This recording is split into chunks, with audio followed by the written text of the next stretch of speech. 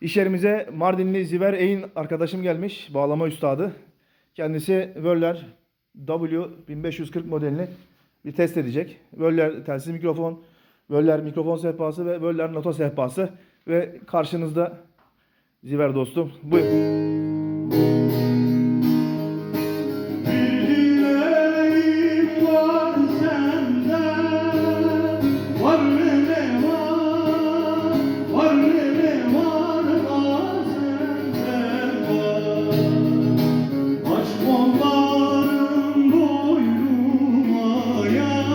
Sevgide boynum sar beni, ak kollarım boynuma yar.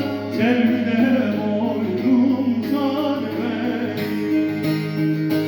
muradıma ermesen darlere dar, darlere dar, dar, dar, dar.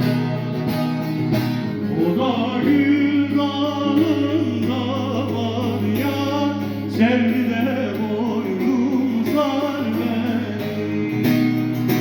O da gül dalında var ya, sevgide boynum sar beni. Ağzına sağlık. Ama karıştırdık herhalde. Hiç önemli değil.